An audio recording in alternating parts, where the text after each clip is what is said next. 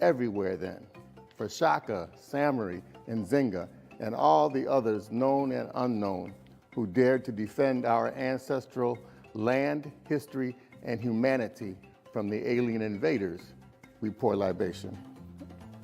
Ashe? Ashe. For Garvey, Muhammad, Sojourner, Nat Turner, Denmark Vesey, our children who will lead fuller and freer lives because we struggle, we pour libation. Ashe?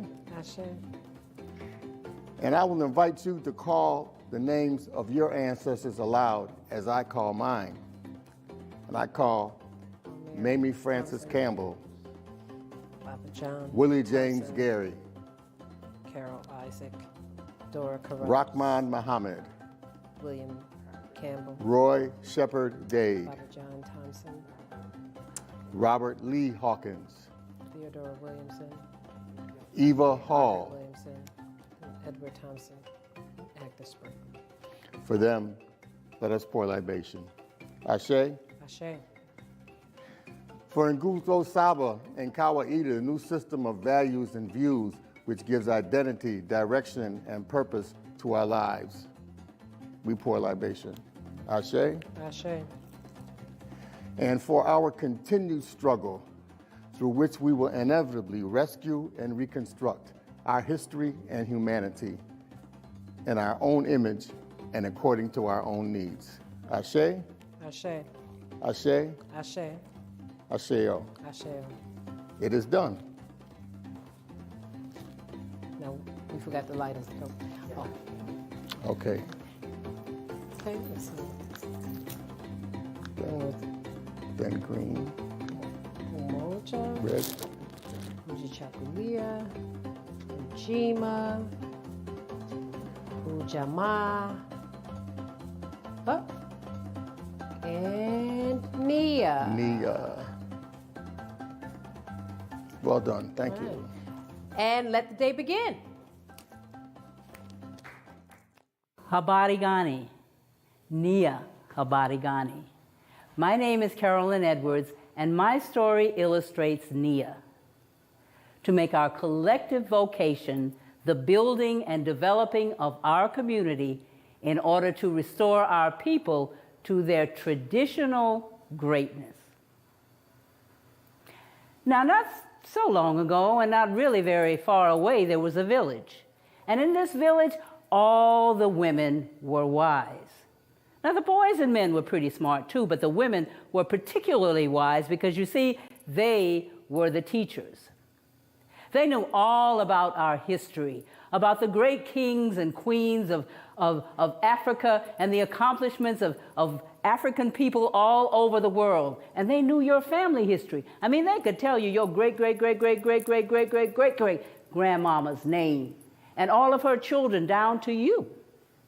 And they knew all about the sciences and how to make great inventions that would make our lives better and how to heal the sick and plant the crops and harvest them and build fabulous structures. I mean, they were wise and they taught the people of the village.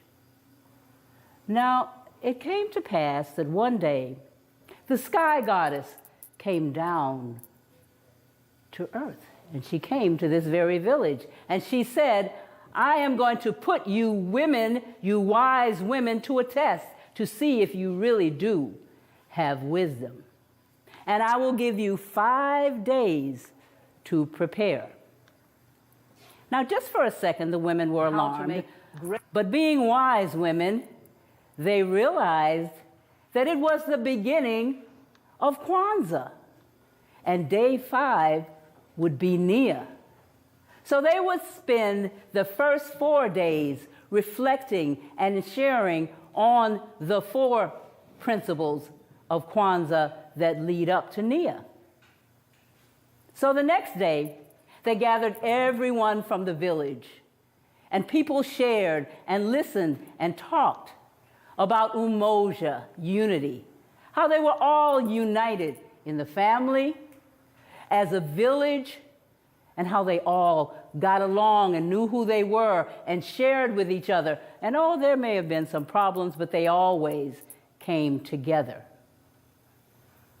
And on the second day, they discussed Kujichagulia. And oh, how the children love to say that. Kujichagulia, Kujichagulia, self-determination, self-determination. And they talked and they shared how they knew their names and they named themselves and they spoke up for themselves and they didn't let others call them names that they were not living with. They were not minorities. They were not Negroes. They were not colored. They were African people. And they knew it. They knew who they were, and they claimed it. And on the third day, they discussed and shared and meditated about Ujima, collective work and responsibility. And oh, they were falling all over themselves, telling how they worked together and how they helped Mrs. Smith when her house caught on fire and everybody came together. And Mr. Jones and his 5 children, united when they didn't have enough food to eat after his wife died, and how they all worked together, collective work and held each other responsible collectively for each other. And that was a fun day because they loved Ujima. And the fourth day came around, and that was the day of Ujamaa, cooperative economics. And once again, they took great joy in talking about how they supported the vendors in the marketplace and the artisans who made fabulous crafts and jewelry, and how they worked together to create things that they shared in the marketplace. Not only on market day, but on other days as well. And they were happy that they had such a village of such talent that they could support each other in their businesses. Well, day 5 came, and this was the day that the sky goddess was to come back down to the village. And on this day, the wise women sat together, and they held hands, and they meditated, and they spoke softly amongst each other. Because you see, this was the most important day. Not only was the sky goddess coming, but they had to discuss and remember and acknowledge their purpose. It's okay to be wise and to be smart, but how are we going to use it? And they thought of Nia, the principle that said, to make our collective vocation the building and developing of our community. And they smiled because they had done just that. And it wasn't just building up the community, but it was with a purpose to restore our people to their traditional greatness. And they thought about how the greatness in Africa needed to be restored, both there and here. But there was other greatness, the greatness in the community that had been restored, because you see, the way that they restored that greatness was through observing the principles of Kwanzaa. And this 5th day, they knew their purpose. So they were ready. And sure enough, when the sun was straight above in the sky goddess came down to this village. And she said, "It is time for your test." And they said, "We are ready because we are wise women." And they told her all the great things that they knew. But more importantly, we know our purpose. And all throughout this year, we have been building and sharing and teaching in our community about the greatness of our people in the past, and working to build our community and bring it together to restore that traditional greatness. And the sky goddess smiled because she knew that they knew how to use their wisdom for a purpose. And now you see, that is the meaning of Nia, to restore our people to their traditional greatness. That is our purpose. And in case you're wondering why and how you might do this, well, seek out the wise woman from this village. Oh, it may not be this village, it may be the village of Brooklyn or the village of Rochester or the village of all the villages in South Carolina and Florida and all over where there are villages of wise women. And who are these wise women? Might be your mother, or Mother Smith, or your grandmother, or that nosy neighbor that's always looking out for you sitting on the porch. All these are wise women who have the knowledge, who can lead you and guide you to your purpose of restoring our communities to their traditional greatness, not just the greatness of Mother Africa, but the greatness of down home in South Carolina, and the greatness of the stoop over there in Brooklyn.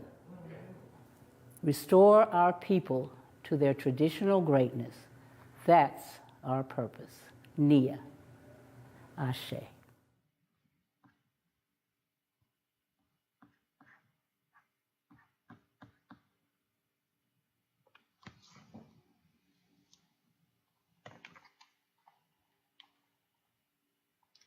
Habari gani, and welcome to Kwanzaa 2020.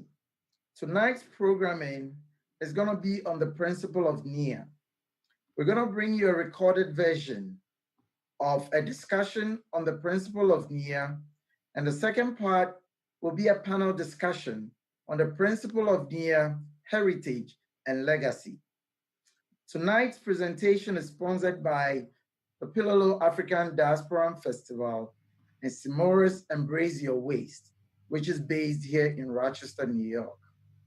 The Pilolo African Diaspora Festival is a festival that brings people from the African diaspora back to Ghana in West Africa. The aim of the Pilolo African Diaspora Festival is to create a bridge between the continent and the diaspora, to give opportunity to people of African descent to visit Africa and to learn about their heritage and the transatlantic slave trade. Proceeds that come from Pilolo African Diaspora Festival and Simoris Embrace Your Waste goes along to help women groups in Ghana and children groups in Ghana. Also, people who travel with us to the Pilolo Festival get the opportunity to volunteer at some of these women organizations that the festival partners with. Sit back, relax, and watch tonight's presentation. At the end of the presentation, you'll get the opportunity to share your thoughts, and you'll be able to win some prizes from Simoris Embrace Your Waste and from the Pilolo African Diaspora Festival.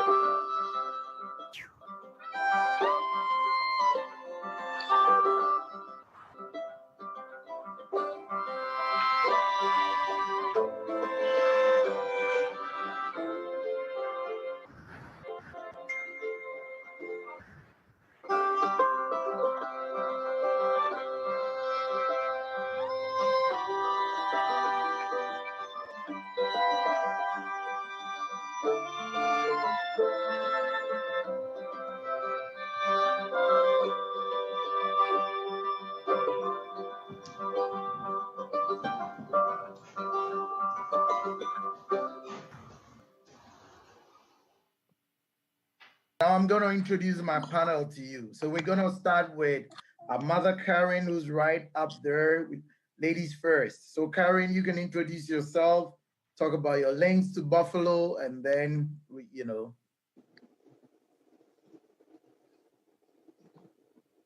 you need to unmute. Yep. Good evening, everyone. I'm glad to be a part of this effort here. My name is Karen McClaney Barkley, and I am from Buffalo. I was born and raised there. Although I live here in Rochester now, I work for the Rochester City School District. I teach deaf and hard of hearing. I also am very passionate about teaching our culture to our young people, and young and old, because I think we all have missing gaps. So I love to be able to spread the knowledge that I've learned. So that's my background. All right, Celeste, can you We're doing ladies first. Sure. My name is Celeste Barkley. Karen Barkley is my mother. So I am an employee at L3 Harris. However, I do several things within the community. One of which is working with children in our My name is Celeste Barkley. Karen Barkley is my mother. as well as helping my mother facilitate a Saturday school as well. And I also homeschool my son. Good job.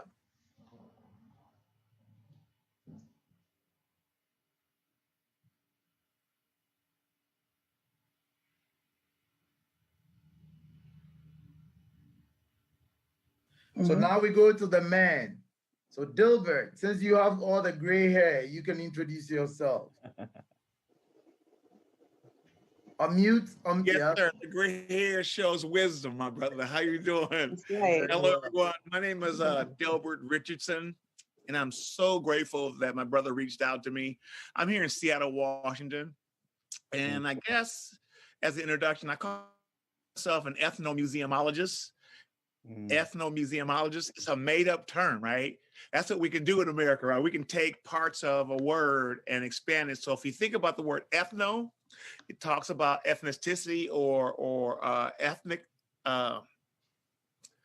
It speaks to culture. We know what the word museum means, and ology means the study of. So what I do, I take a Eurocentric paradigm in museum, and what I do is I teach American history through an Afrocentric paradigm.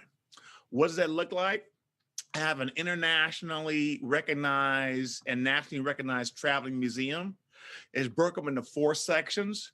First section is called Mother Africa. Second section is called American Chattel Slavery. Third section is called Jim Crow. I don't teach civil rights, I teach Jim Crow. And the fourth section is about a 40-foot presentation of everyday items that people that look like me, African Americans, have invented. So it's a multi-sensory pedagogy. What does that mean? It's 90% hands-on. I believe that majority of our children learn faster and even healthier kinesthetically. So in every one of my individual vignettes, there's authentic artifacts that children can touch, feel, and engage with. I have real slave shackles. I have branding irons. I have a real Ku Klux Klan robe, because I think it's important that our children get history through the lens of the oppressed, because there's a rich story when we tell our own story. So some people ask why I call my museum American history. Well, I operate from a belief when we call it Black history. Some people may think the history doesn't pertain to them. When we call it African American history, some may say, guess what? I don't have nothing to do with that history. We call it American history. I get a chance to see myself in the story. So the reason why I start with Mother Africa, because they are determined to tell our history from the enslavement period forward. I'm not going to allow that. So I start with Mother Africa to set up a healthy foundation, identity development, and self-actualization. So I teach STEM, science, technology, engineering, and math, coming out of Africa. And my primary audience is pre-K to 12th grade. And so I'm extremely excited to be on this Zoom with you guys, because the work that we are all doing is so important, because our ancestors are really counting us to tell their story. All right, thank you. Kevin, you have the floor. If I may have permission from the elders to speak. Yep. Okay, I forward. My name is Kevin White, and I am originally from Philadelphia, Pennsylvania. I've been in Rochester for the last 3 years, and my work coming out of Philadelphia was in education, came to Rochester, and then began to work in housing, public housing. Left public housing about a few months ago And now I work for myself and I work for the people. And some of the things that I do under my company, Universal Eye Power, which is an LLC, is a consulting group. And from the children, I do a lot of my work is with children, with boys and men, especially our boys and our men, excuse me, as it pertains to rites, rituals as well. So it's good to hear the mama speak about the things that she is doing with the young people in terms of the rights here in Rochester. And it's good to hear, the elders speak as well about what they have going on as it is all connected. So I'm glad to be here. I'm a poet, spoken word artist, playwright, and I'm just ready, man. I'm ready to be in a community with people who look and sound and talk like me. So, yeah. Well, I guess Kevin left a few things out. Can you speak about the trainings you do, with the Harambe and your book and everything? I guess you left it all out. Brother. School and all that. Yeah, man. So I am also an author. Coming from Philadelphia, I was the chief operating officer over an African-centered charter school, the first one, which is Harambe Charter School.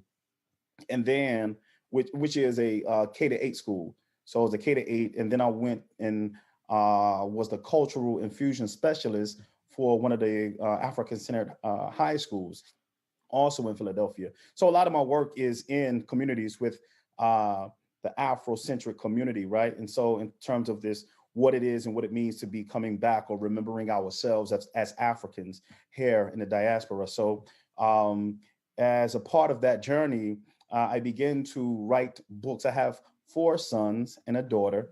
And so I began to write books that reflect the faces, names, and situations of our boys on a day-to-day basis. And so some of the books, you could, from Brilliant Bobby, which is a 50-book series that I just started not too long ago, about 2 years ago. I have 2 books published, 5 books written, and with the coming of the new year to write 5 more books for this coming new year so the whole first series will be put forward. It will be out and published this coming year. And in addition to that, I have about several books of poetry out. And then I also have some other things that I'm working on that's coming forward. And I'll make sure you all get that. The podcast also starts in January 1. I have the podcast that will be starting up, the YouTube channel, social media, the whole 9. And so I will be able to communicate with our people. All right. So, now I have to introduce myself. So I'm Abraham Steiner. I'm from Accra, Ghana. I come from a very little town on the Atlantic coast called Osu Accra, which is the home of one of the biggest slave castles on the West African coast, the Christiansborg Castle, which was built by the Danes. History tells us that a lot of captured brothers and sisters that left Christiansborg Castle ended up in the Danish Caribbean, St. Croix, St. Thomas, and St. John, which is now the U.S. Virgin Island. It has been my aim to become a bridge between the continent and the diaspora. And today, the panel you see, 3 of the panel members have been with me. We've been to Christiansborg and have experienced firsthand knowledge of what happened. It's been 400 years of slavery.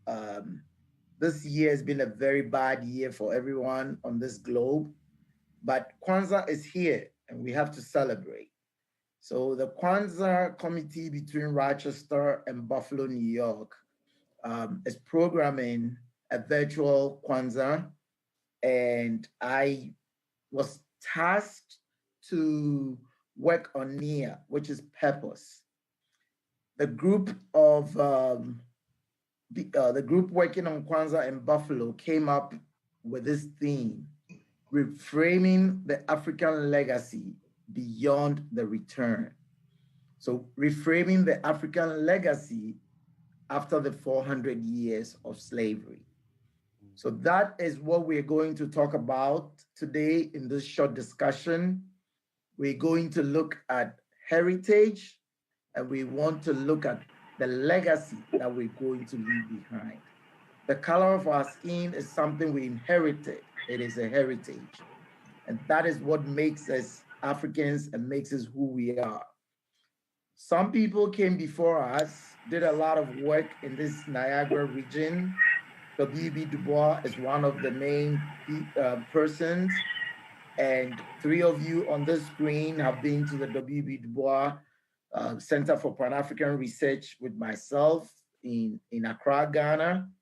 As a matter of fact, my friendship with Dilbert started from the W.B. Du Bois Pan-African Research Center.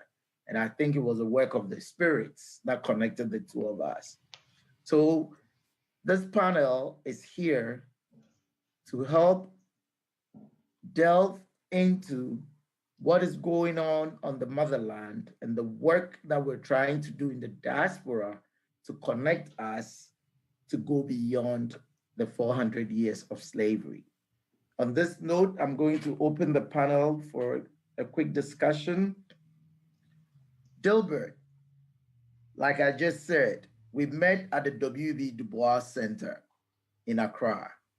Behind you on the screen is the Christiansborg Castle. Celeste, there you stand right in there.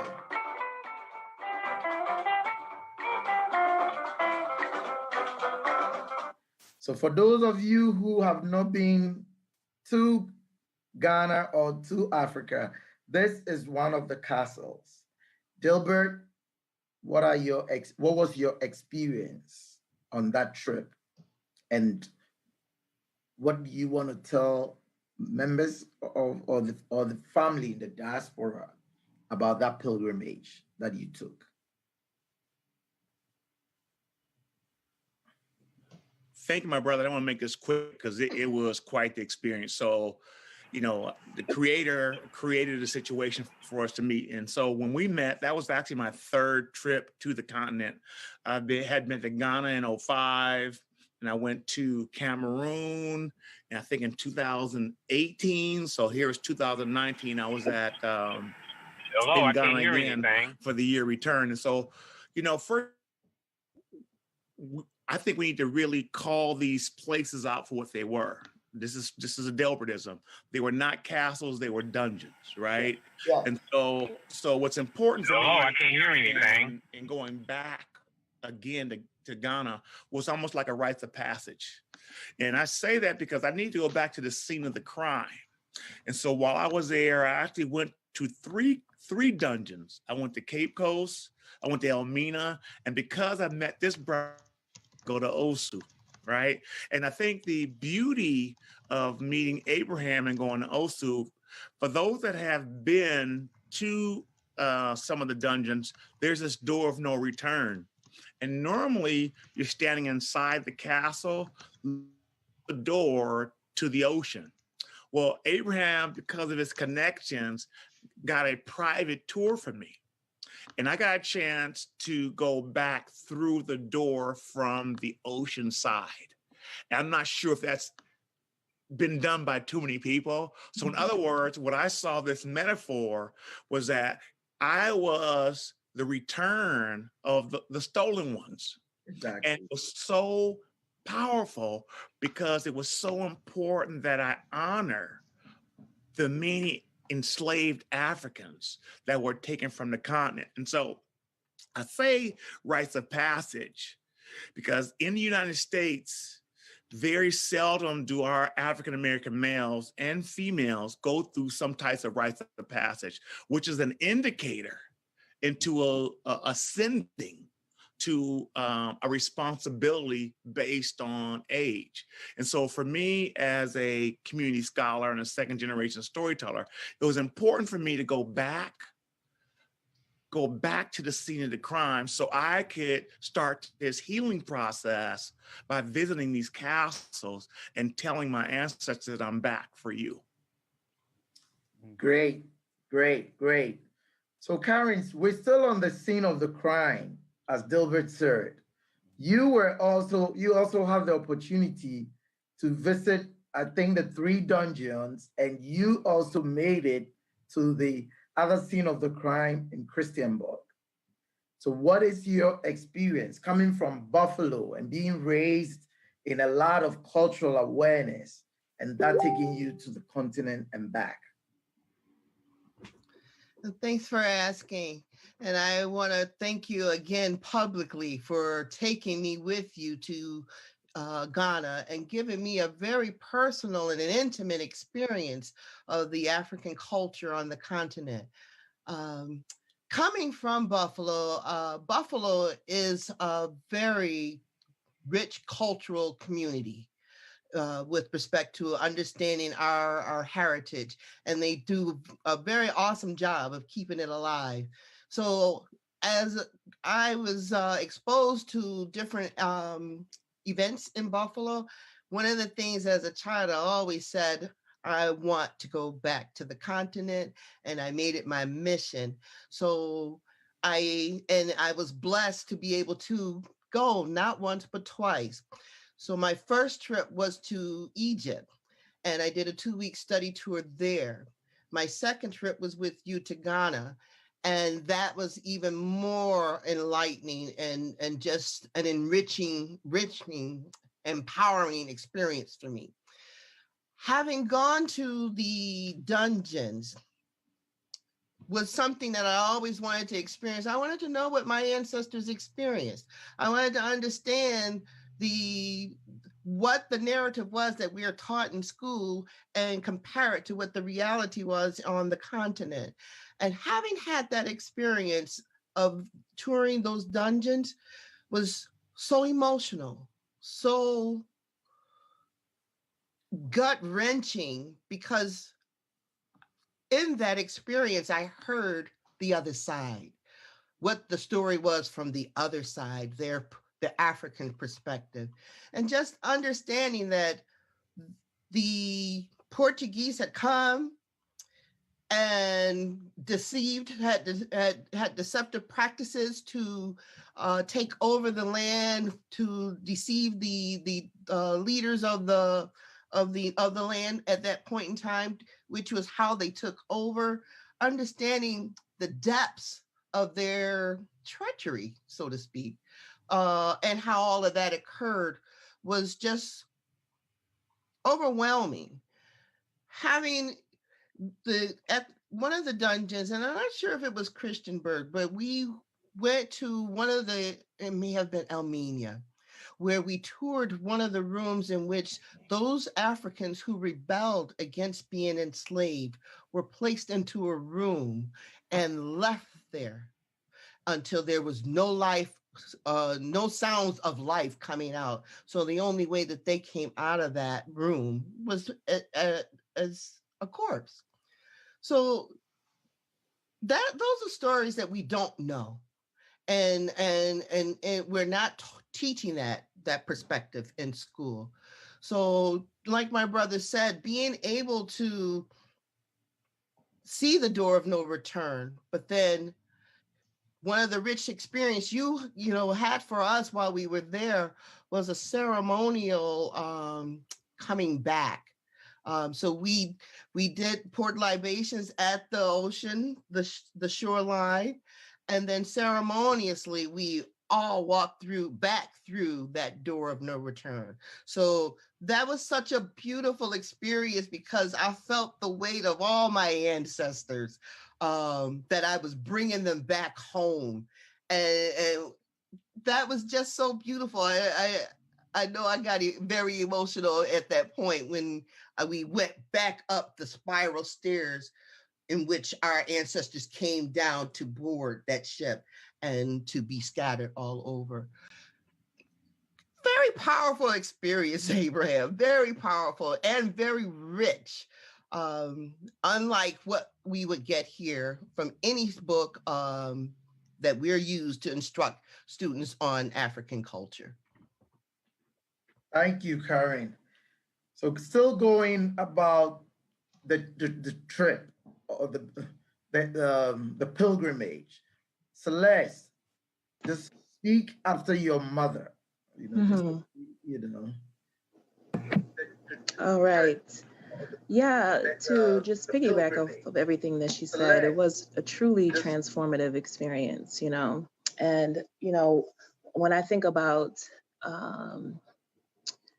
just the contrast of this white, pristine fortress and the way in which our ancestors were kept and held and tortured and families separated, women and children abused, and all these other things that our ancestors endured and survived.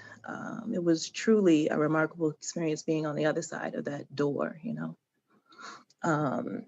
I think that I just think about that 1 by 1 foot window, and when they closed the door on us, and we were able to experience that darkness, to think about how people endured that for months before the ships came, so much so to the point where people went blind, being in darkness for that long. I mean, it was incredible, and a spiritual experience to be there. And again, like my mother, I'm truly appreciative and grateful to you for that experience. Good. It has truly changed the trajectory of my life. Yes. All right.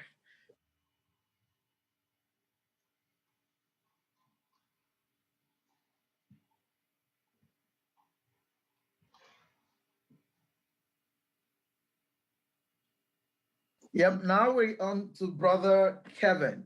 And just to say a little bit how I met Kevin. We were in a training in Rochester at the Rochester Teacher Center, and we were in a very dark room.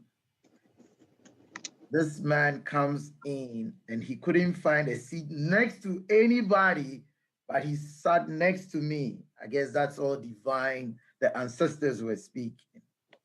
So when the lights came on and, you know, we started talking, he said, I just moved here from Philadelphia and I am into Harambe and that, and that's where the friendship started from. So Kevin, with all you have heard and all the work we're all doing to raise consciousness about people who are working, teaching children of African descent, what would you say, looking at Kwanzaa and looking at the tenet of Nia, purpose, what do you think? Just speak on your thoughts about the tenet of purpose when it comes to the celebration of Kwanzaa. Oh, bless. Well, first and foremost, going off of Nia being purpose, I don't think, I believe that we should all be able to understand our purpose better once we get into who we are, right? Mm-hmm. So if an individual has a purpose, he or she knows their purpose based on knowing themselves. And out of knowing oneself comes purpose, right? So by knowing who you are, what you are, when and where and why you are, then you will understand the skill sets that you possess, the gifts and talents that you possess.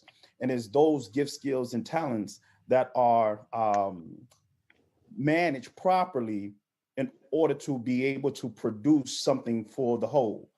And then that becomes the physical manifestation of the purpose that we all carry with us. And so, for example, I know myself enough to know that I deal with word, and a lot of my work and the healing work is my speech, right? So knowing that, I am then able to manage it when I get into whatever art or craft that I deal with, that at the end of it is going to be a production that comes out within my speech. And so I think that by knowing and understanding what purpose is, or understanding who you are, that will be able to attack purpose in such a way that is connecting each and everybody at the table, or in the community or in the village. So I think it's imperative. Okay. All right. So now moving forward, we're talking about reframing the African legacy and going beyond the return. So now we have been here for 400 years. We're moving forward. Like we said, W.B. Du Bois, Frederick Douglass, and a few other of the ancestors have done some work in this Niagara region, right? So what do we think will be a very good avenue, or what are you doing yourself in that community to help leave a legacy behind. At one time, I was in a lecture and someone tried to explain heritage and legacy, and they used an example of someone running in a race. Whatever you inherit when you get that baton, that's the heritage. But how fast you run to pass on the baton to the next person is what leaves the legacy behind. If you run very fast, you're going to help the group to win, even though you inherited the baton at a very late time. So I'm going to go straight back to you, Dilbert. What do you think, or what are some of the work that you're doing to help pass the baton on to our next generation? You got, yeah. Yeah, so thank you, brother. The passing of the baton. And thank you, brother Kevin and Celeste. And oh, I didn't know that was your mom. That's powerful. Oh my God, that's generational. So that's exactly what this is all about. It's about each one, teach one. And so, you know, like I said, my primary purpose is to share information in a way to create this certain level of curiosity that will lead to this desire for critical inquiry. And critical inquiry basically means it's up to each individual to start doing that research to learn more. And Brother Kevin, you are so right. On that journey of self-discovery, you're going to find out some information that's really going to align with the purpose the Creator has in your life. And so this whole notion of Nia and purpose, I just feel like if you know more, you do more. And I'm responsible, man. You know, one of the biggest challenges for me, and this is Delbert's challenge, is just there's quite a few people that know as much as I do and may know more, but they're choosing not to pass that on to the next generation. And we have a responsibility. The work I do is not about me. It's about those that have come before me and the ones that are unborn. So I just, to my dying breath, I will be telling our story. All right. Good job, Dilbert. All right, Karen, I know you came back from Egypt and you started some project, some work with children in the Rochester City School District. Yes, I did. Do you want to speak a little bit about that and what you think about this heritage and legacy? Well, good. I'm laughing because I want to piggyback on what my brother Delbert just said, because I'm la la la la la la la. That's who I've been since I've returned. So as much as I am able and as much as anyone is willing to listen, I am sharing the knowledge that I learned. So yes, I did travel to Egypt. And I'm going to name drop. I traveled with Brother Anthony Broder. And he, if you don't know, is slated to be the first African-American to spearhead the excavation and renovation of not one, but two temples in Egypt. And so he's a very well-versed author on the topic. And so the 2 weeks that I spent with him was just transformative for me. I gained so much knowledge of African ancestral heritage just in that 2 weeks, and still it was not enough time to learn all that there was and see all that there was to see in that region. We traveled up and down the Nile, close to Sudan in that 2 week span. But after traveling back from Egypt, I had an opportunity through him to offer a community class. So it's always been my desire to share this knowledge with our youth. As an educator, I see firsthand how our kids are faring in our public school system. And to me, the lack of information, knowledge of who they are before slavery is in part the greatest issue that we are still dealing with in our communities today. Our kids don't know who they are and themselves. So through this program, which was called Cultural Imperative Program, the CIP. I taught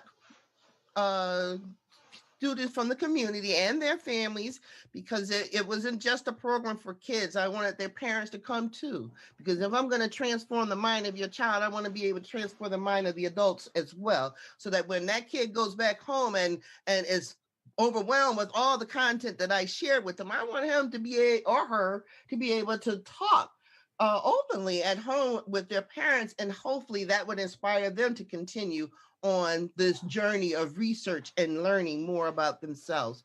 So this was a 5-month program where we met on Saturdays, and we kind of went through the Broader Files book. And it was an awesome program. The kids gained a lot from it. It was amazing to hear their voice as they marinated with the material that they learned from the book. And so I want to continue that format of being able to offer classes that are culturally based for not just the youth, but families as well, because I think lack of knowledge, lack of being okay with having pride in yourself as an African descendant is a major problem across the United States, but with our African-American folks. And so I'd like to continue that work. All right.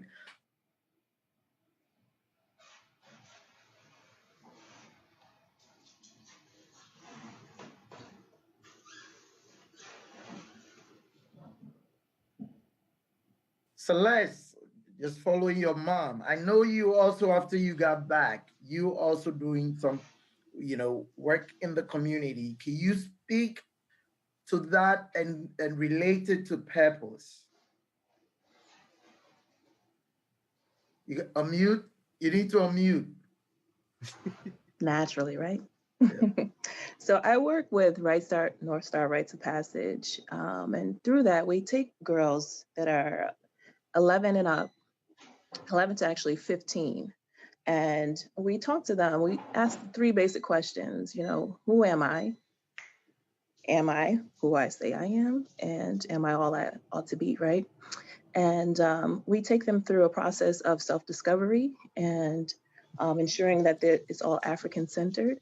And it's a truly beautiful process for them and also for us as elders within the community to facilitate that as well.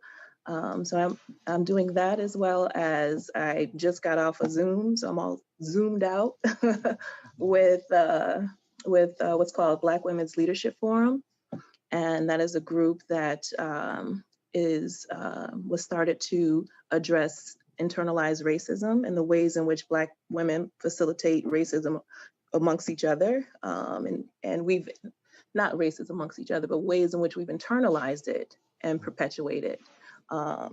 So we had our Karamu this afternoon or this evening. So I do that, as well as through my legacy of teaching my son. And I think that being the first teacher is a spiritual experience to teach your child.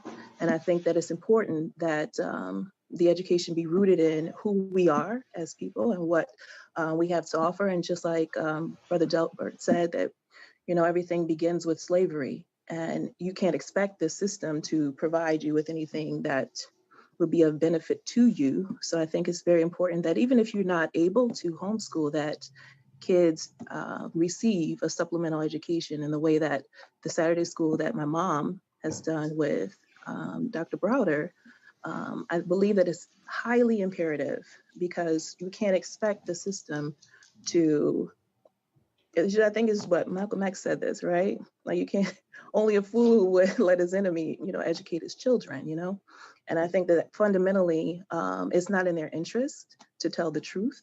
And so it's important that we do that for our children. And so in the ways in which I'm doing that is through the Rites of Passage program and through educating my son. All right. Okay.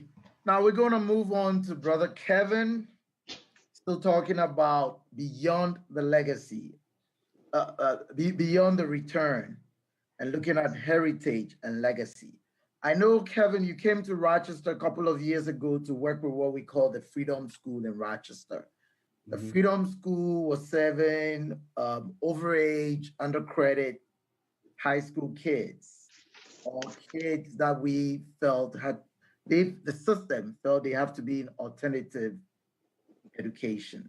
Speaking on the work you did with the Freedom School and relating it to PEP and talking about some of the gains that we got out of it, can you speak to that?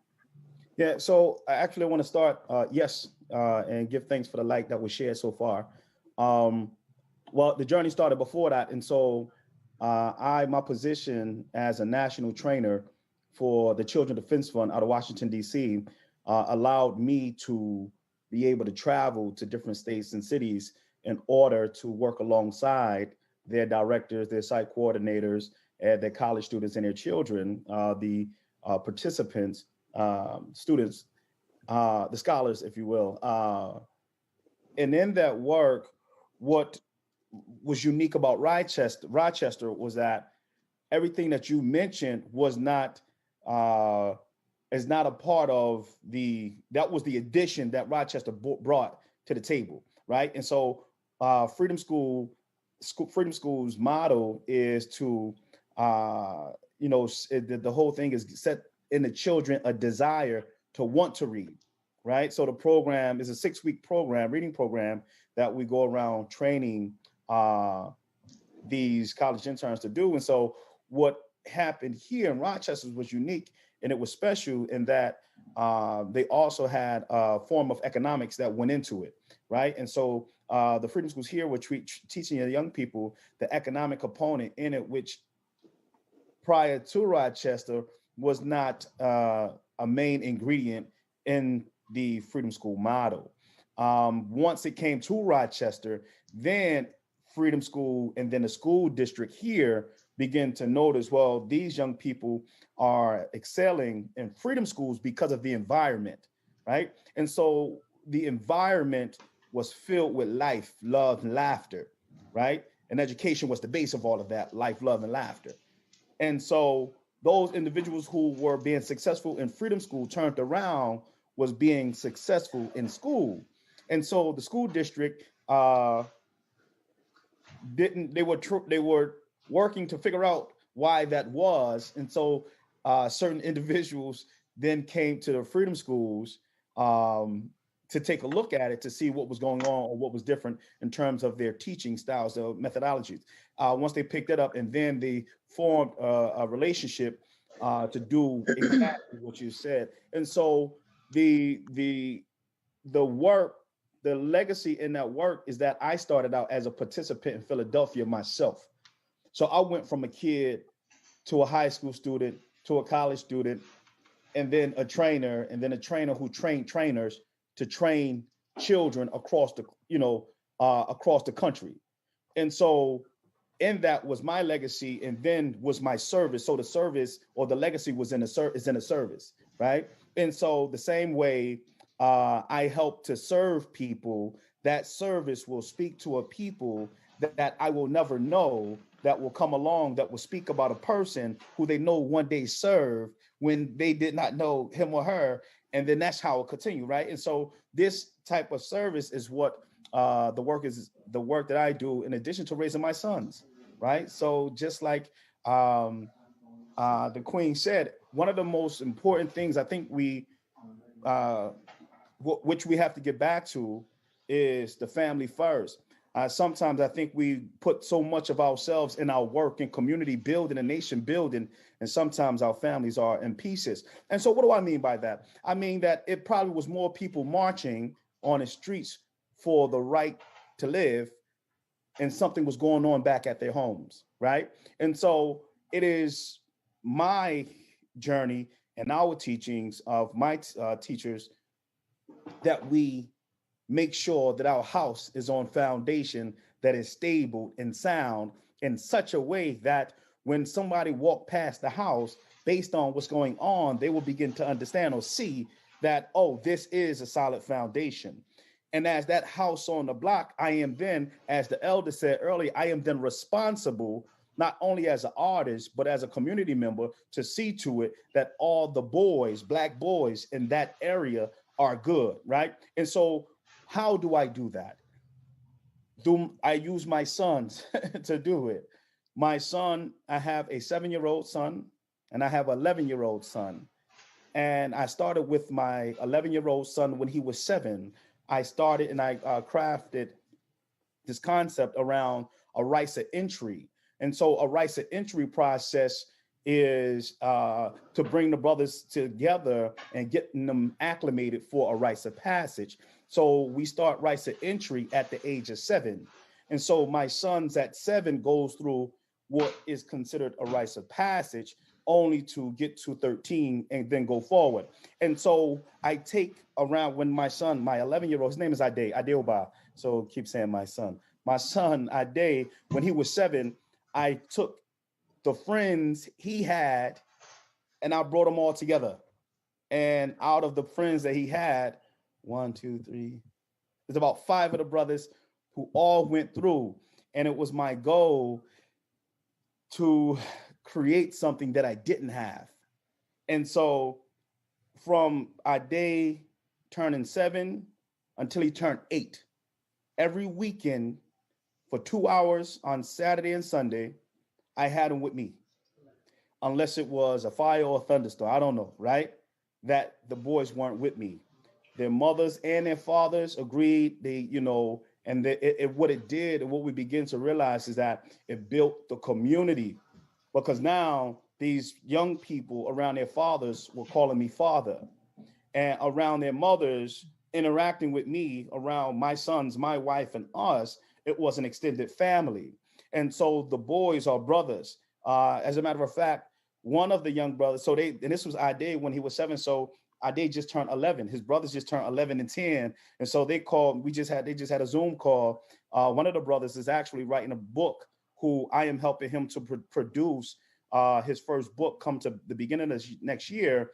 And so Sekou, who was 7, who was 3 at the time that Ade was 7, he was with us. He was my 3-year-old. He didn't want to be without the boys. And so he learned or took in or soaked up everything they were learning when he was 3. Now he's 7 going through the process. And so I have him, and because of COVID and we're in this new space, I have a family friend who I took their son. I say, give him to me, he has to come. And so they will, gave their son over. And so every weekend, since Sekou, June 19th is his birthday, since he turned 7, I have had the boys with me, Genesee Valley Park, and I do my classes in Ontario, wherever I can get to some space. I go out in nature, and we have our courses, we have our class. And so the legacy is in building these young brothers up. And I was having a conversation with my wife in short, and I told my wife, and I was looking at my son, and he was interacting around the house. I said, I am okay, because I feel like my 11-year-old could take my place now. Yeah. And so what that means simply is that even during a course, so my 11-year-old, he's the assistant teacher right now in my course. So my 11-year-old is now the teacher for the 7 and 8-year-old kids in the class. And so each course, they go through a whole year. Coming 2021, the course will be every quarter. And so I was able to scale it, learn it, chop it up, and make it just right so that it could be quarterly when everything is running the way it should be. And so that's how I'm keeping it running. And I do it with literature, with books. The elder says we, as storytellers, we have a responsibility to do so. And so as a writer, I have the power to put names of people, businesses, and relationships into books. And those books goes on shelves that one day will be read by somebody who is not born yet. And because they will come here and one day they will read this literature, they will know of an Abraham who is not Abraham, but who comes from Ghana. You know what I'm saying? They will understand that it is in the literature that we have to keep telling our stories. And so that's why writing and reading are so crucial to not only my development, but those around me. And that is the legacy and how I'll keep it. Thank you. I think we're almost running out of time. So I'm gonna play a quick intercession music for 2 minutes or a minute, and then we can wrap it up. All right. So this is from the Ghana group that is here in Rochester.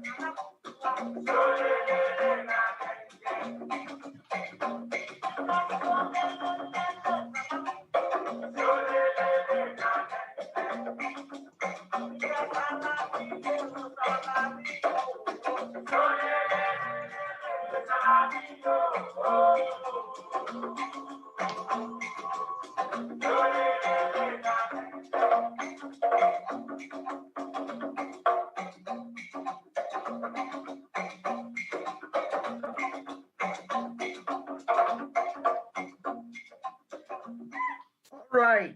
So on this note, I'm going to ask Dilbert to give us the blessings so we can end our discussion.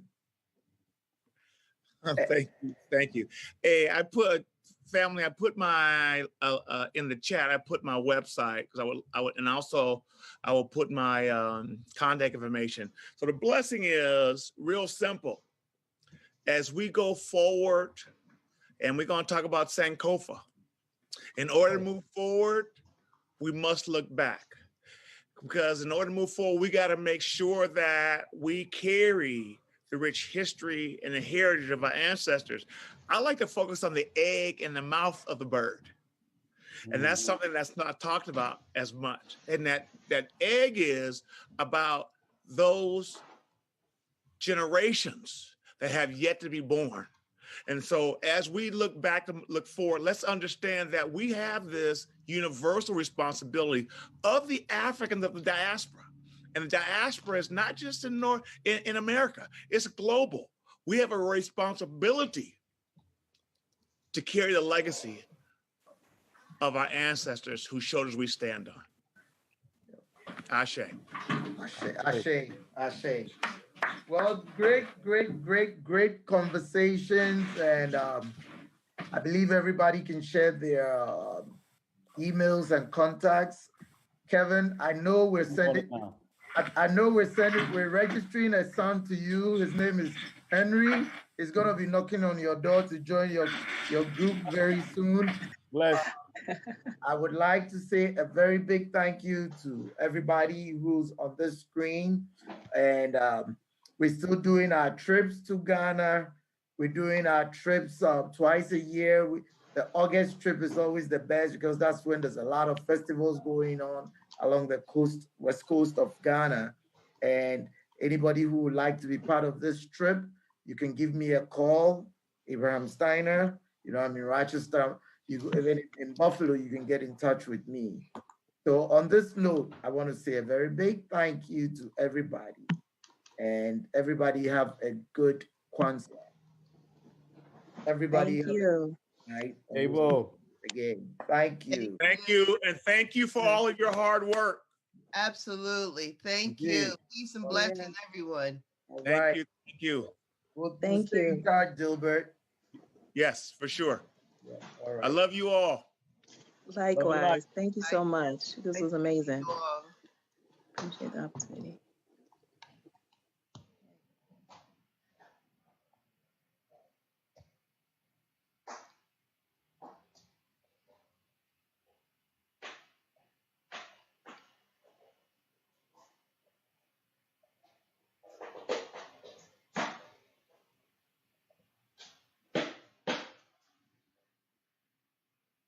All right.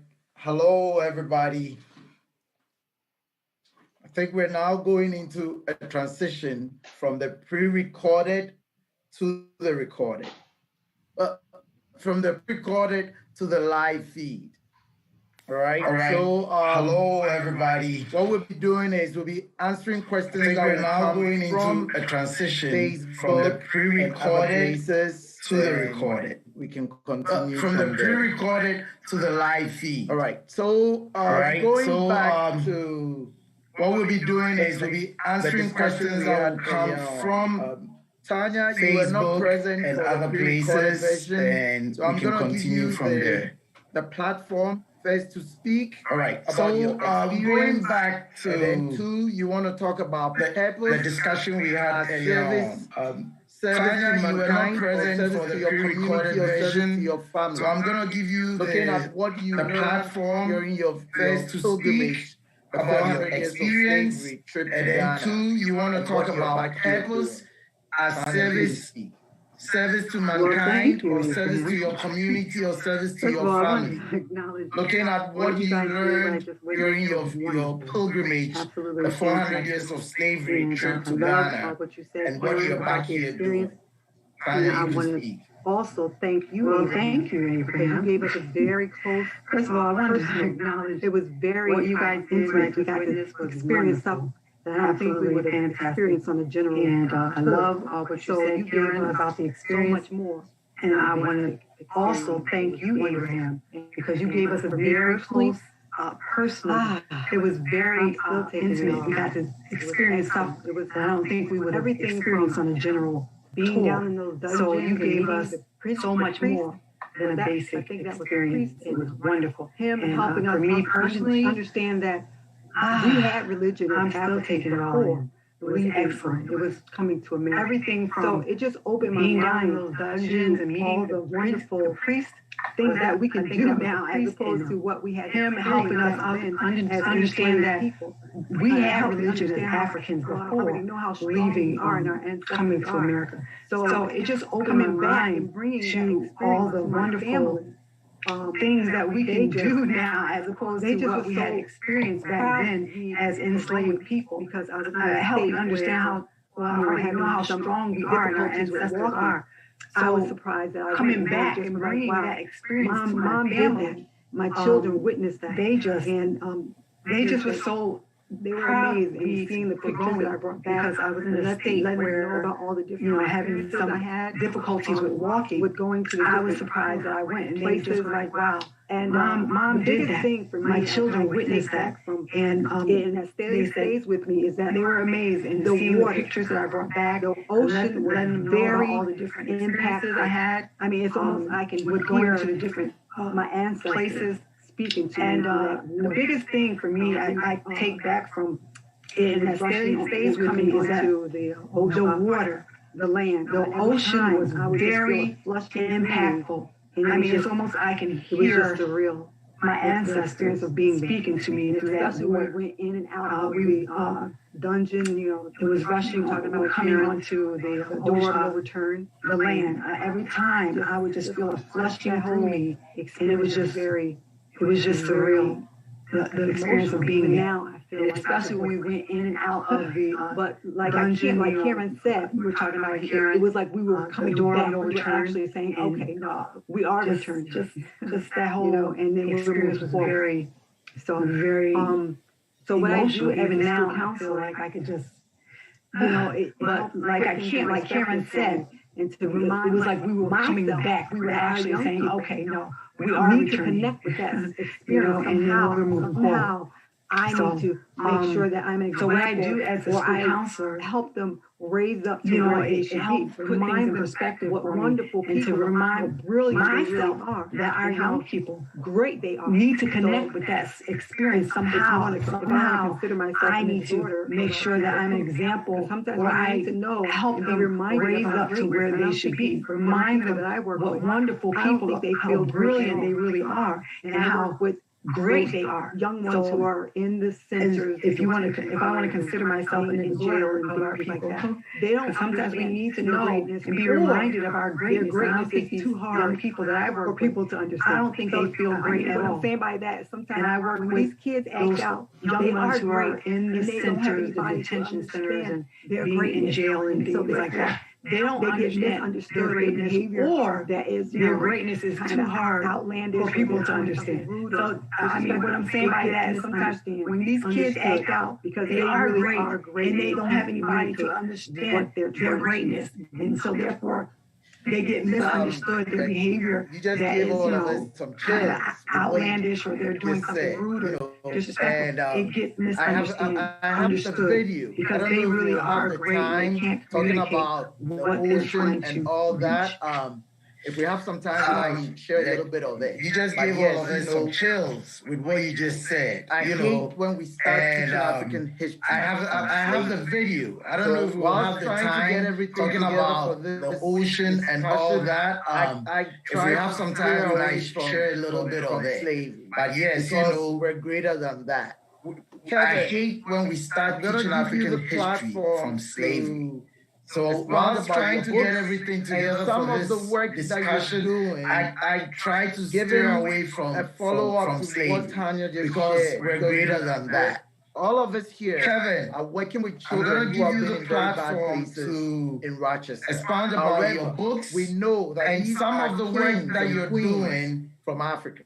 Given a follow-up to what Tanya just shared, because we should start. All of us here, Kevin, you can I just working with children who have been in very bad places a lot of things, got the children at the house. However, and we know that these are I just really want to say, just add to that wisdom, first and foremost, give thanks for your life. So Kevin, you can go and your experiences and being able to bring them back recorded. Yeah, I just make sure I'm muted every now and again for my background noise. We may have something that we children at the house ourselves, and so thank you for that. I just really want to say, just add to that wisdom, first and foremost, give thanks for your life and your experiences and being able to bring them back recorded all of my writing and my work is for so that we may have something that we didn't experience ourselves.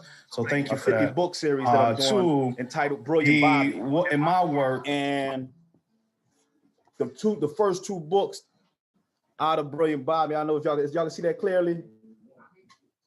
Brilliant Bobby in a wax museum. They have a trip down to the wax museum. And then in the second book, Brilliant Bobby, the Block Party, which is reminiscent of a lot of things that I had when I grew up. I don't see too much anymore, like family reunions and block parties with your neighbors and community coming together and doing all kinds of things. So one of the things that I do, I take all of this information, gather it, put it in literature so that my sons can have an experience that I had, and the friends of my sons as well. One of the other things that I do, we was talking about it last time, was the rights of entry on a weekend. And so I take my sons and sons of my sons, whoever their friends are, I put them in the same space and I give of my time. And so this is my purpose. This is my life purpose, my life work. And so no matter if it's a school open or a recreation center open or not, we do it every Saturday and every Sunday. Right now, we're getting back, coming off the Kwanzaa celebration. I just got back in town last night from Ohio, celebrating Kwanzaa out there. So came back. We'll start up again in January. And so we were few classes off, but it has made such impact on the young brothers and their families. One, the families begin to see their sons differently because I pushed them, right? And so as a parent, sometimes it's difficult for you to push your son or your daughter the way an instructor would, or someone who is seeking to get out of them something more than just good behavior, if that makes sense, right? And so this is what I do as a poet, a spoken word artist. Again, all of my work is geared toward the healing of our people, and I know my speech is how I do that. And so when the elder's talking about going into the prison systems, I used to go into the prison systems when I was in Philadelphia. I've been in Rochester, New York for about 3 years. So the youth study centers, I stayed in the youth study centers in Philadelphia, doing programs and teaming up with other community activists, other community artists to do collaborative projects so that those young brothers could know that they weren't forgotten. One, that they weren't the only ones who were in their positions in terms of having an experience and then being able to overcome that experience. So knowing that that wasn't the end where they were, my message is always about hope. So that's what I'm about. That's who I am. And this is where I am. And just as we are the faces and the names of our ancestors, I mean, those, they didn't know they knew we were coming, but they didn't know our names and they didn't know our faces. So they still did the work. So that is my task. Just because I don't know who the next young person is, or I don't see their face, doesn't mean that I have to stop the work. So the work continues in hopes that when they do arrive, they will hear it and feel it and carry forward for those who have yet to come in their space. So thank you, thank you, thank you. Now we're gonna move on to the 2-generation family we have here. And believe it or not, it could have been 3 generations. Karen and Celeste have become family to me. As a matter of fact, I met the grandmother first. And when I met her, I'm like, whoa, you look just like my aunt. And when we start sharing some videos from Ghana, I believe everybody here on Facebook will see somebody in that video that look like their grandma, their aunt, their uncle, or somebody. So Karen, I know you're also doing a lot of work. Yesterday, Dr. Karenga's message was about service to community, service to family, and service to nation building. Where you study the Nguzo Saba, which the Rochester Kwanzaa Coalition picked as the theme, embracing the Nguzo Saba. Nguzo Saba is a building block to community building. So with all the work you're doing and with all the 3 generations and all of you belonging to the AKA, and I can keep on going and on and on. Both your mother has written for the Rochester City School District and all, and just have the floor and just tell us what you can tell us and what you're doing to help build families, community, and the school district. Don't forget about Howard. Also share about Howard. Howard University. Let's go. My experience that I just had? Yes. Yes. Okay. Well, so first and foremost, I am an educator in the Rochester City School District, and I work specifically with the deaf and hard of hearing population. And in that role, it allows me to support other educators that my students sit in front of. So I am privy to understanding what the curriculum is across all subject matters and on some level how it is instructed to our students. And so over my years of experience, I see how educators go out of their way not to talk about the rich culture and legacy of Africans. And although they're directed to in the curriculum to start with slavery, even that they're not really honest and open in the dialogue that is shared with the students.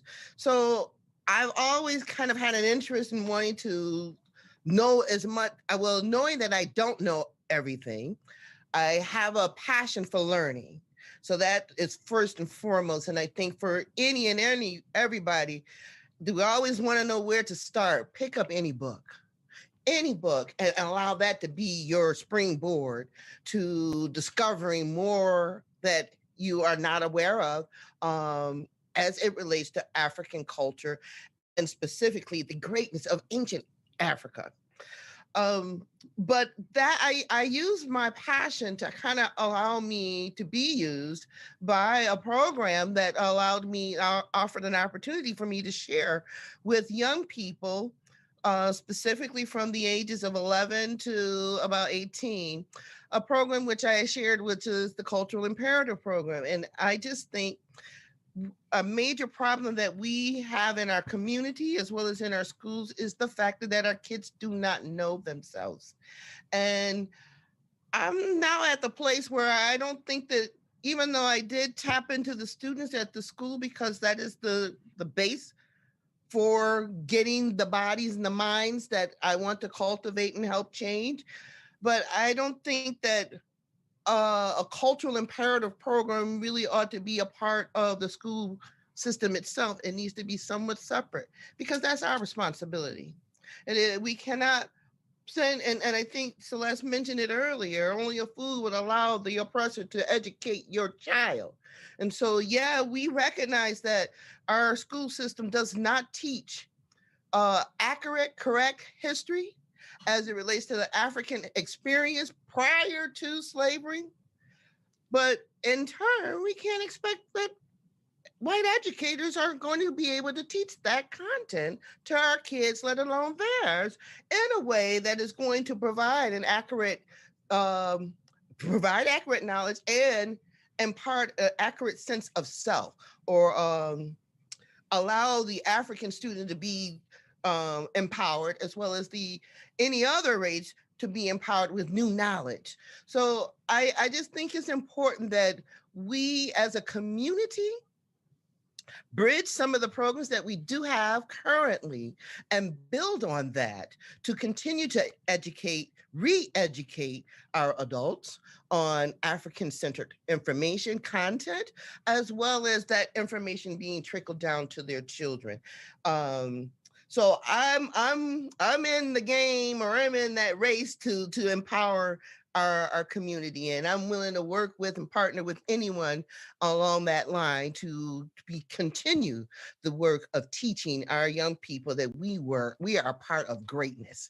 And that is the message that I tend to deliver, and I get real talkative about it sometimes. So I have to know when to turn it back, because not everybody is ready to receive that. And that too is another issue too. Some of our people are quick to turn off their listening skills when you are really speaking truth about who it is that we are. But let somebody else talk about it and they're all in. So we have to learn how to love and respect one another, and listen to the message that is being delivered and not tear down the messenger. And I think that's an unfortunate characteristics sometimes that we see in our community that we need to work on and past. All right. This was great. I think if I give you a whole hour, you could preach that. I can tell. I love that. You know what? Rochester is a very great place to be, and we have a lot of resources here, like you just said. However, sometimes it feels like the resources are not talking to each other. Yes. That is one of our biggest setbacks in this community. We just lost the Baobab, which was more of an African cultural center here in Rochester. We just lost the Freddie Douglass Museum, which was another resource that we lost here. And when you sit back and you think about it, you can't even understand why and how it happened. But I believe that there is a disconnect between all of these organizations that are working geared towards culturally responsive teaching, grounding of cultural knowledge to our children, and a whole lot. And I believe that by the end of this year's Kwanzaa event, we will go beyond it and reframe that legacy. Because this is a city of Freddie Douglass. This great people went through here, the Niagara movement. Everybody came through Rochester. So we should be able to leave and pass on a legacy. Celeste, this is the time for you to continue from where your mother left off. Because I said it was 3 generations, but now with you, I could make it 4 generations. Because if Brother Henry was here, he was going to say something. But he's not here. This is a time that a lot of families are struggling with the schooling children at home, and a whole lot of not having a lot of resources to help children navigate these contents that teachers I'm a teacher, so that we're bombarding families with. Can you speak on your experience homeschooling your child and other things that you're doing in the community to help children and women of color? I know you played Division I sports, So you can delve into that and see how sports can also be an avenue, a way out for some of these children in the inner city. Sure. So I am homeschooling my 6-year-old son, who is not with me right now. Otherwise, he'd be on this program, if not being nosy, contributing in other ways. So I homeschool him, and I think that the beauty of COVID has allowed parents to understand that they are also teachers. So if we didn't really have that understanding prior to this pandemic, I think that it's clear now. And I think that when we talk about legacy and heritage, I think that educating our children is critical to the survival of African people and African families. I think that what's critical about reclaiming this role as teachers, as parents, is very important to raising sovereign people. And like we've been talking about how important education is, and education is rooted in culture. And so we have to be cognizant of who has been providing that and how we counteract that. And I think that my mom talked about it. She talked about it very eloquently in terms of the need and necessity for education that is rooted in our culture. And I think that white people like to pretend that they don't have one. I think that is the culture of white people, to pretend that they don't have a culture, which is a culture rooted in deception. But I think that, instead of, like teaching, saying we're teaching white history, they will just say we're teaching history, but you're learning about white people. And so I think that when you approach educating your children, even though times are hard, there are resources all around you, and education doesn't have to look like it looks in schools. I think that there's an unschooling that needs to happen too, in terms of allowing the African mind to do what it needs to do. I mean, like our minds are so expansive, and I think that the way in which we've always educated children here with rote, memorizing things and regurgitating, and even with Black history, how we do first and stuff like that, Black first, I think that that's absurd. But I think that, there's so many opportunities to create that learning space with your child, even if it's a trip to the grocery store and we're dealing with money, we're going to break down this, and why would I buy this over this? This costs this much. There's so many opportunities to teach and to educate our children.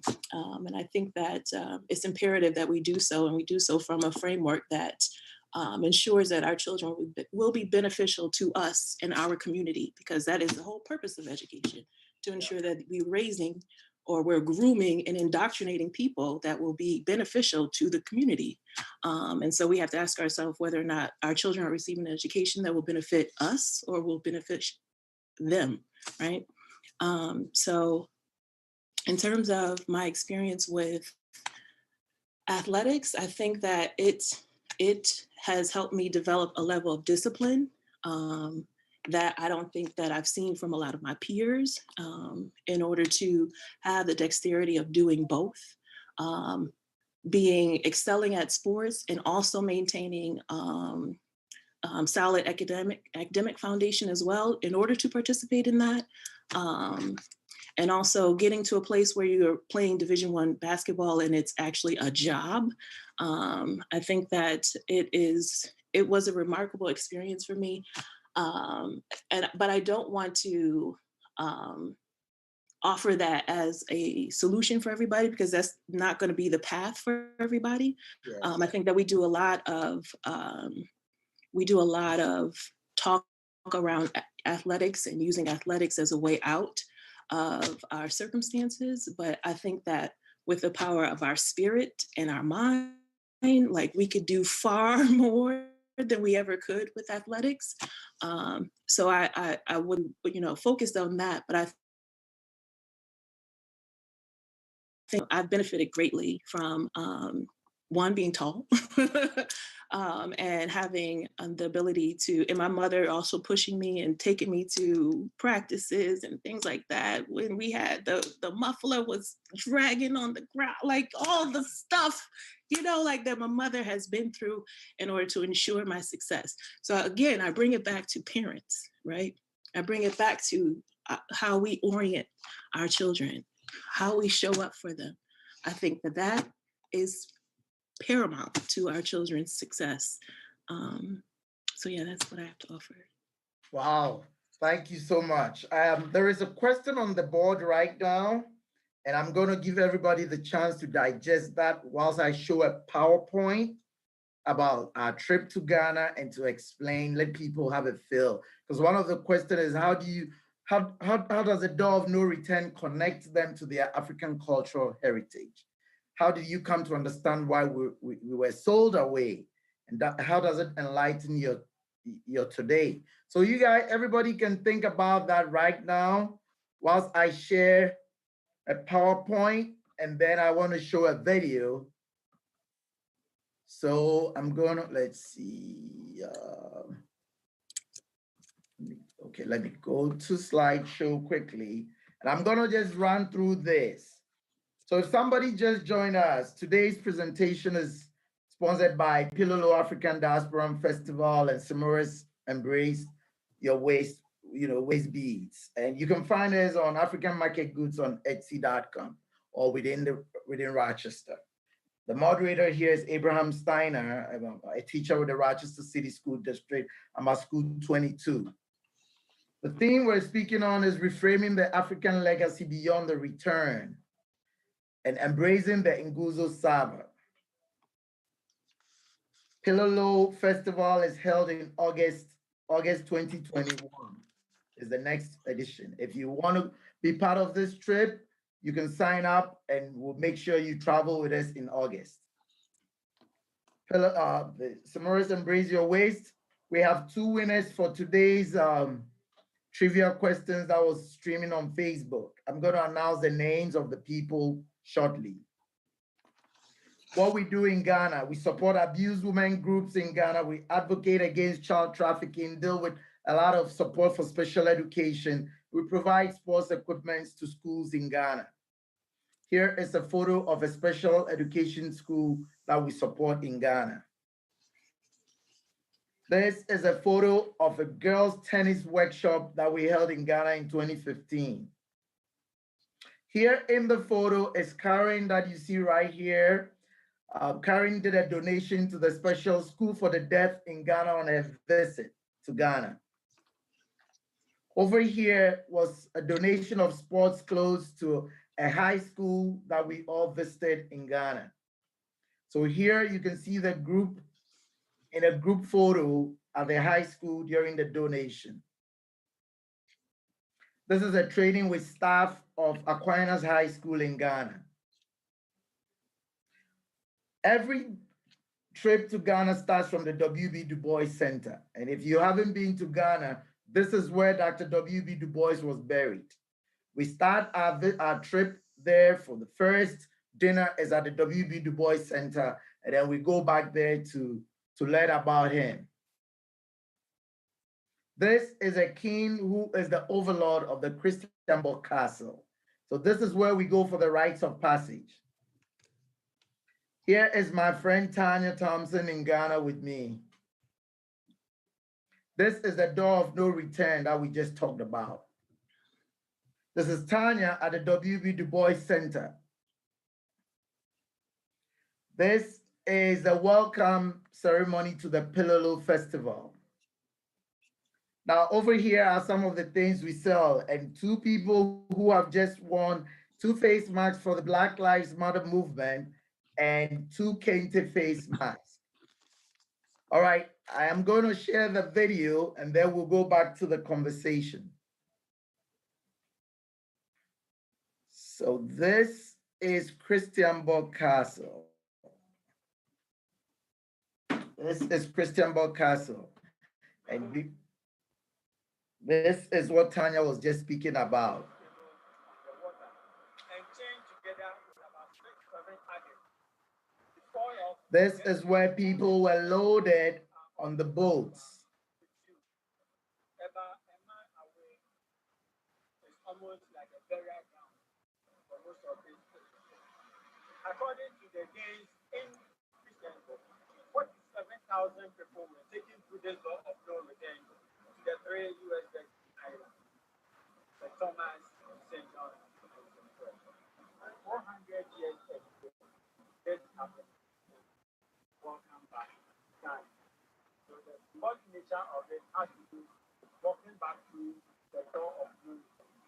And officially, you are welcome back.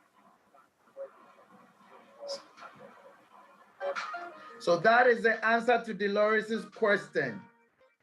But Tanya wants to respond to that.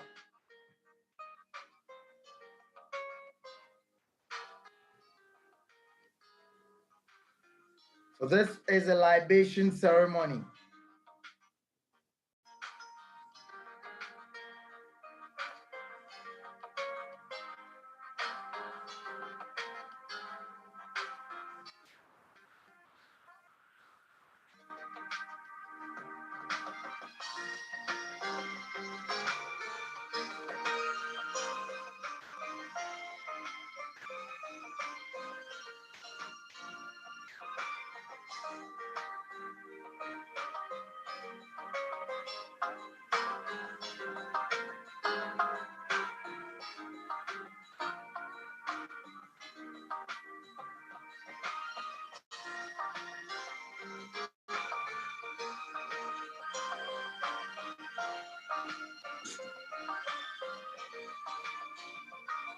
I think Celeste was having her own moment at this time, connecting to the spirits. Now here comes Tanya in a moment.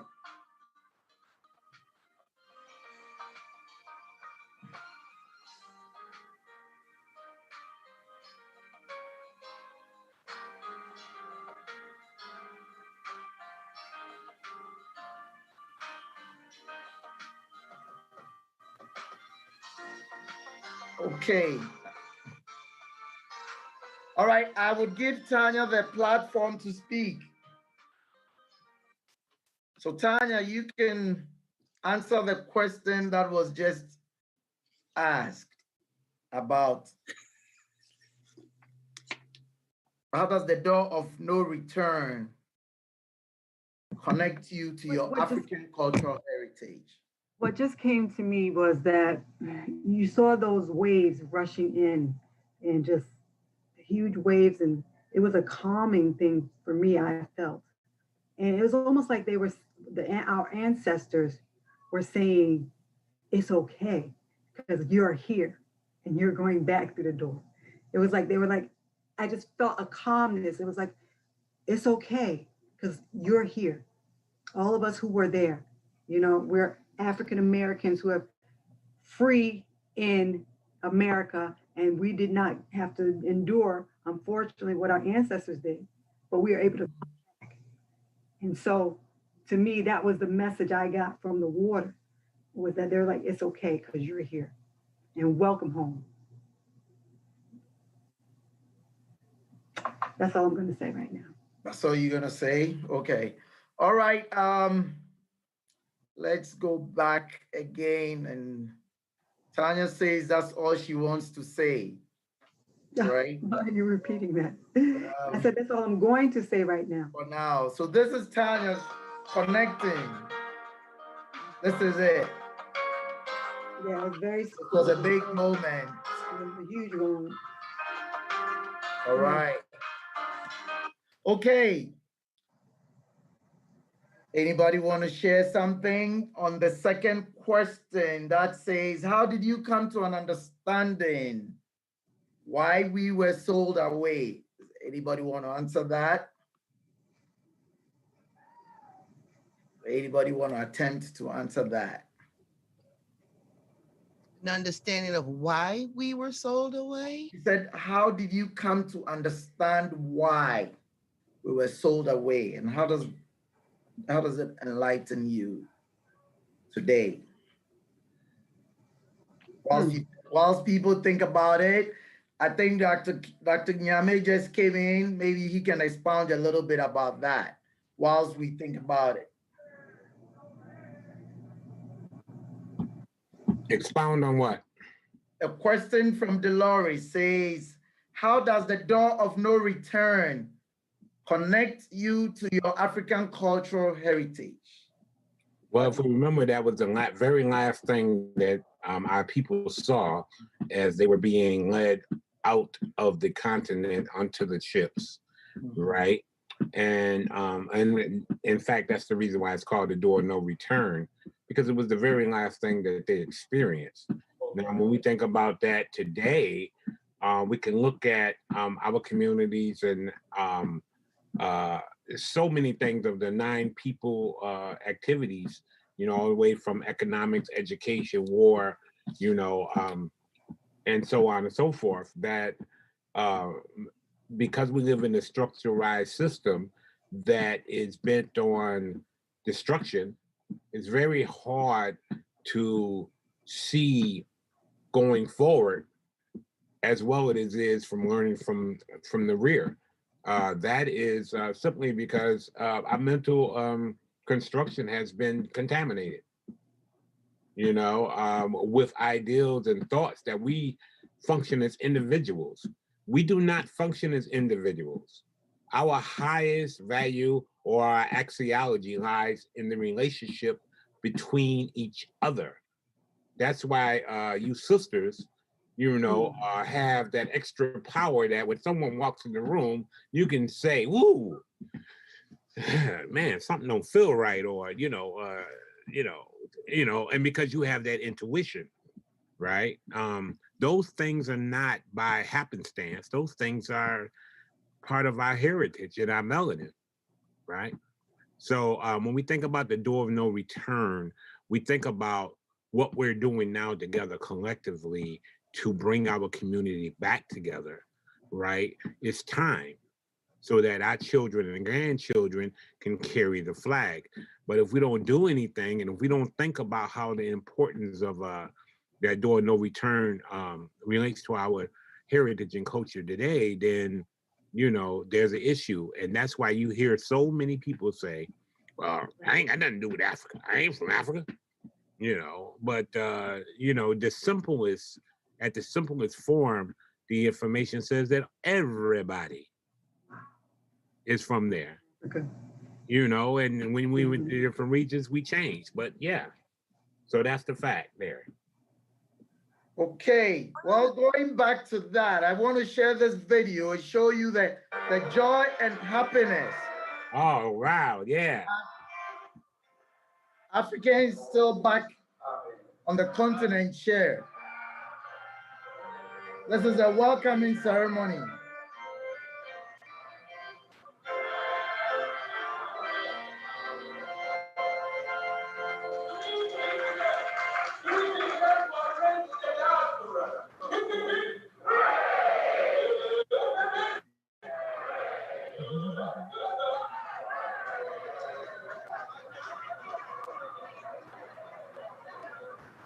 This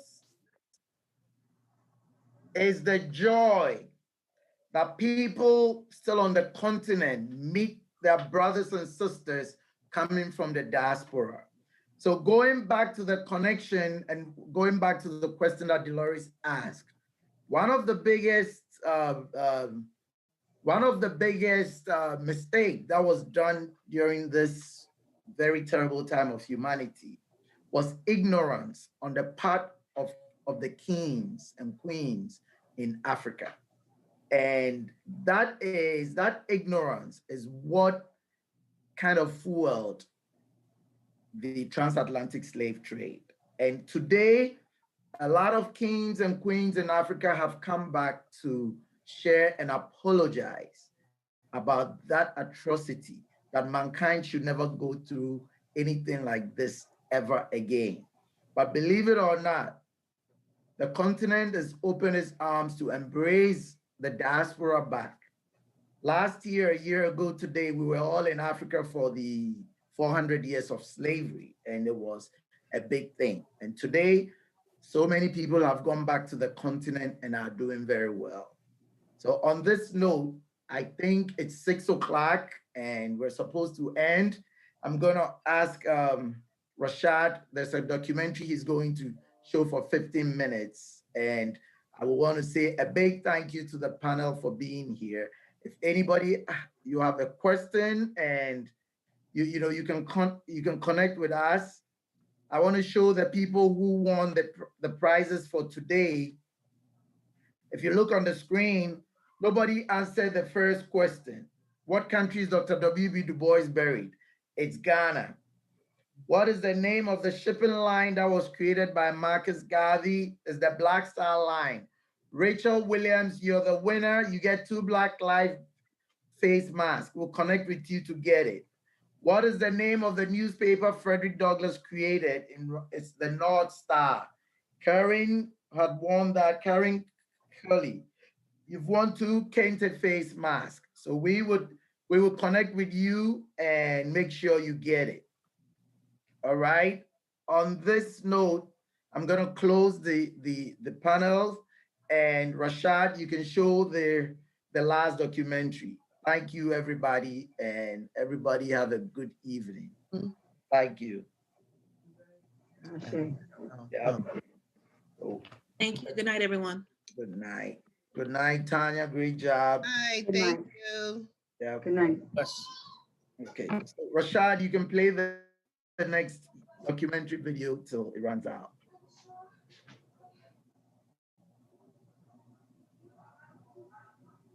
Let's see what.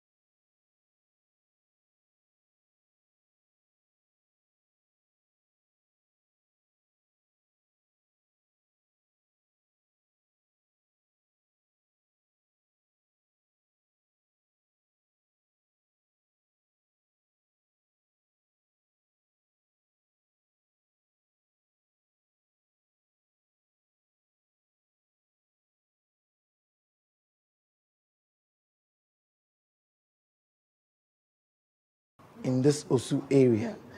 And as data shows us, most people that were captured in this area were shipped into the Danish Caribbean, St. Croix, St. Thomas, the US Virgin Islands. So these people are missing from us.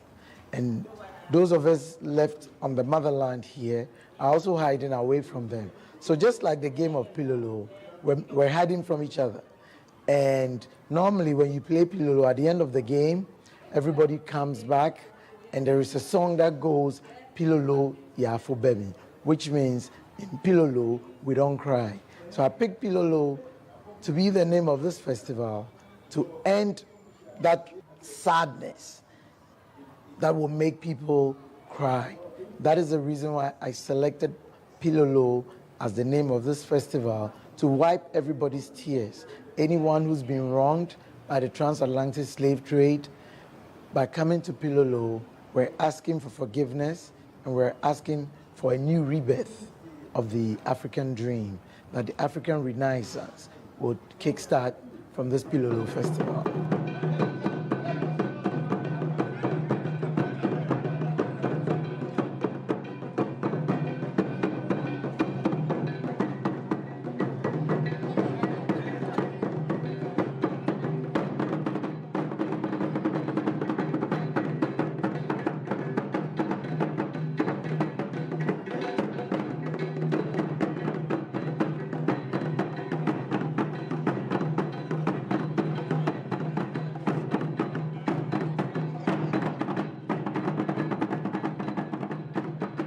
Or 12 years ago, I got the opportunity, to research about the history of the people of Osu as a result of reading a book written by a Danish man about the coast of slaves.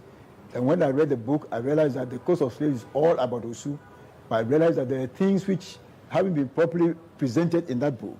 It was not a story being told by us, but it was a story being told by other people. So I did this research to put the history in the right perspective from our point of view, and that led into publishing the book called Stones Tell Stories at Osu, Memories of a Host Community of the Transatlantic Slave Trade. My name is Iya Awatunde, Iya Osalana, Judy Ella Brandt Al-Bilali. And I'm very pleased to say that name because there's much history there. The Brandt is my maiden name, the name I was, Judy Brandt grew up with.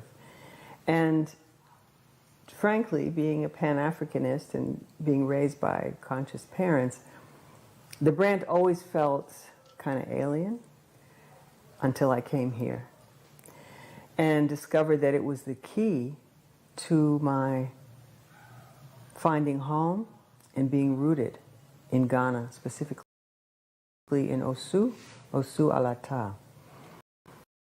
Brandt apparently is a Danish name that came with Danish colonialism that was changed, corrupted, morphed into Bryant. So the spelling is B-R-A-N-D-T. It's now B-R-I-A-N-D-T. And when Abraham kept saying Judy Bryant was saying, Abraham, it's not my name. But he sees Brandt and Bryant as the same name.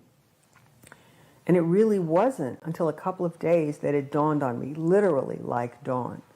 Like the light went on. I said, I saw it in the book, and I stared at it for about 10 minutes. There's a section, How Brandt Became Bryant.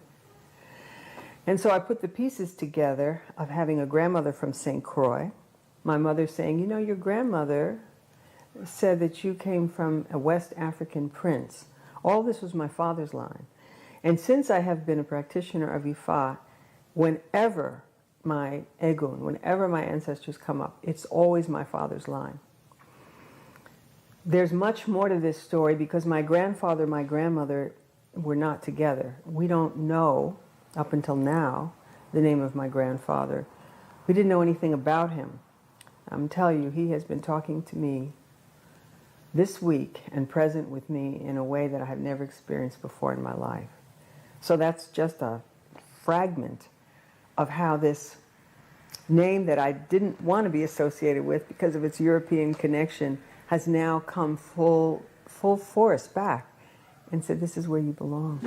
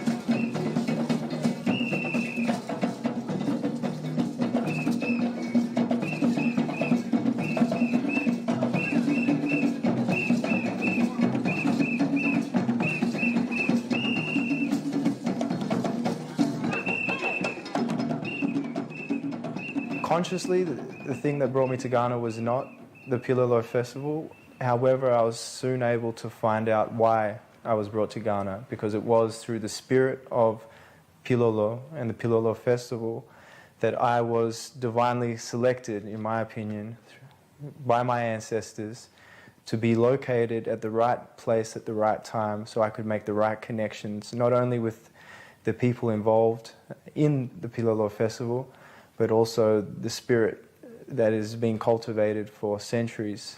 And I would have to say that at the end of the festival, I realized that that was the reason as to why I was brought to Ghana, was to connect with, make meaningful connections of the same spirit, of reconnecting the diaspora with the continent.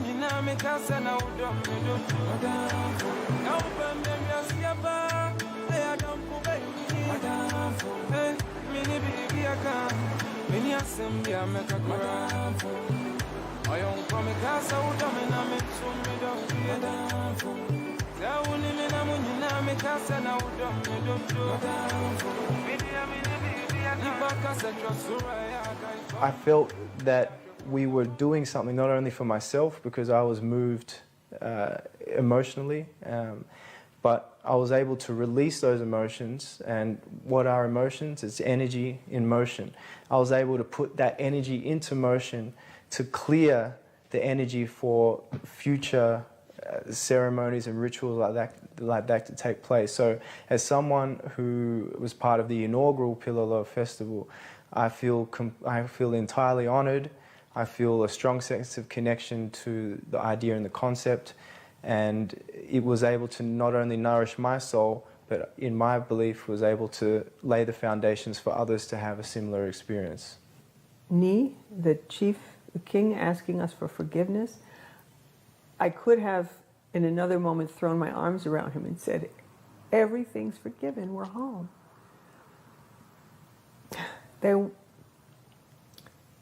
They always knew, our ancestors always knew we would make it home.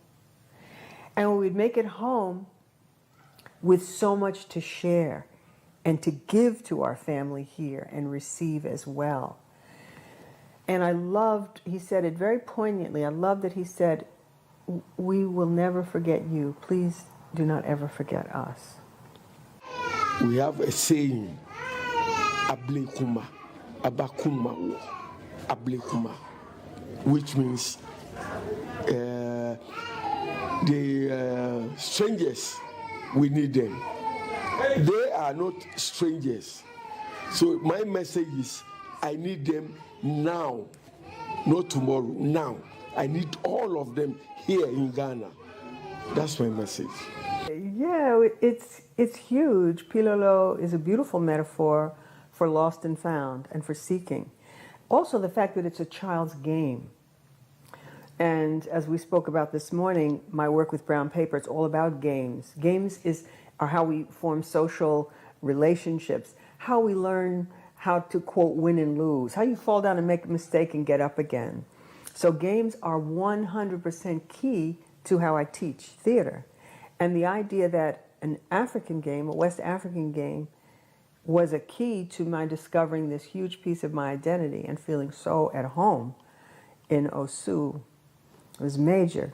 There's a lot of culturally responsive teaching going on around in the United States. So if you believe in your Afrocentric and you believe in the African culture, this is the time to come home to learn. So when you stand in that classroom and try to teach African culture, you will be genuine and authentic. And whatever you say, you must have seen, not just read, but have lived it. So, ladies and gentlemen, I think the Pilolo Festival is creating a bridge for you between the African diaspora and the motherland. And the earlier you get on that bandwagon, the better it is.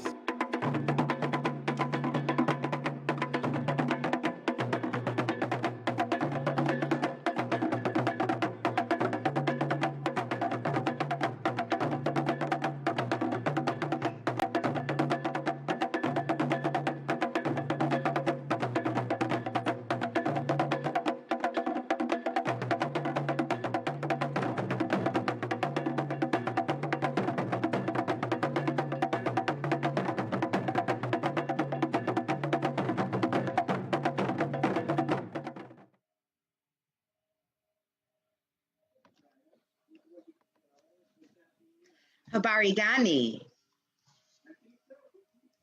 In the spirit of Kuumba creativity, the Rochester Kwanzaa Coalition invites you to visit our YouTube channel. There you'll find 7 videos, one for each of the Nguzo Saba. These videos provide step-by-step instructions for how to make culturally themed items with the children in your family. Kwanzaa is a time when we should celebrate and encourage the creativity of children. The activities shared on our YouTube channel provide multiple opportunities for children to apply Kuumba while sharing quality time with family. The crafts made by children are perfect to decorate your home during the celebration and may be used as zawadi or handmade gifts for loved ones. Wishing you a joyous Kwanzaa. Heri za Kwanzaa. And at the closing of our ceremony, we perform the Tamshi La Tutuana, which is the farewell statements. Strive for discipline, dedication, and achievement in all you do.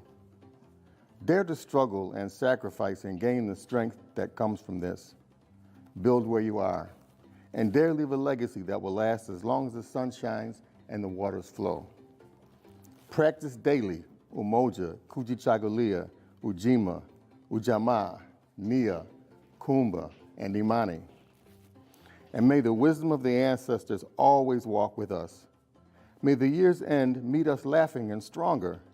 May our children honor us by following our example in love and struggle.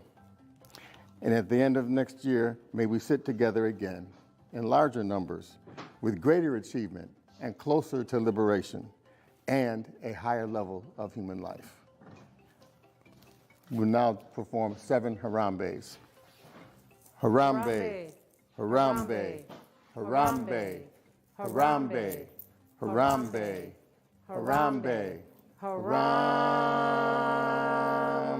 Ashe. Ashe.